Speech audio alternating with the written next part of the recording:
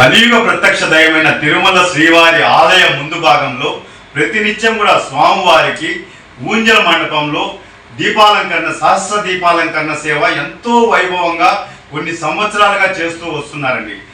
ఇటీవల దాన్ని మరమ్మతులు చేపట్టాలని చెప్పని ఆ ఊంజల మండపాన్ని పక్కకు మార్చి అక్కడ సహస్ర దీపాలంకరణ సేవని చేసేవారు.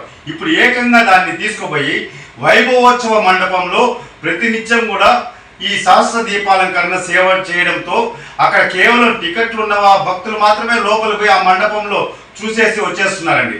అలా కాకుండా గతంలో ఏ విధంగా అయితే ఆ ఊంజల మండపంలో ఎంతో బ్రహ్మాండంగా ఆ భక్తులంతా కూడా ఆ టికెట్లు ఉన్న వాళ్ళే కాకుండా ఆ స్వామివారి దర్శనానికి వచ్చి బయట టికెట్లు దొరకని వాళ్ళు కూడా ఆ రోజు ఊంజల సేవలు సాయంత్రం పూట స్వామివారిని ఆ ఉయ్యాలు ఊపుతూ ఉంటే కన్నుల పండుగగా ప్రతి ఒక్క భక్తులు కూడా దర్శించుకునేవారండి. అలాంటిది ఈరోజు వైభవోత్సవ మండపంలో ఎందుకు మార్చారో తెలియడం లేదు. వర్షాలు పడినప్పుడు అక్కడ ఇబ్బందికరంగా ఉందని చెప్పి గతంలో దాన్ని తీసుకుపోయి వైభవోత్సవ మండపంలో నిర్వహిస్తున్నారు. ఇప్పుడు వర్షాలు లేవు.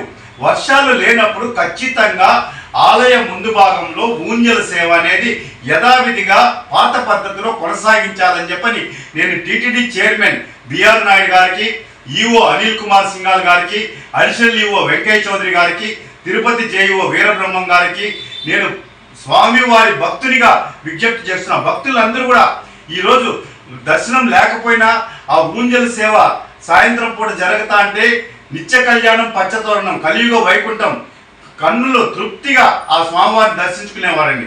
అలాంటిది ఈరోజు వైభవోత్సవ మండపంలో 4 గోడల మధ్య జరపడంతో ఆ ప్రాంతం అంతా కూడా కళావిహీనంగా మారిపోయింది. దానికి తోడు ఇప్పుడు అక్కడ ఏదైతే ఊంజల సేవ మండపం నిర్వహిస్తా ఉన్నారో గతంలో అక్కడ మరుగుదొడ్ల నిర్మాణం చేపడుతున్నారు. దయచేసి ఆ మరుగుదొడ్ల నిర్మాణాన్ని ఆపండి.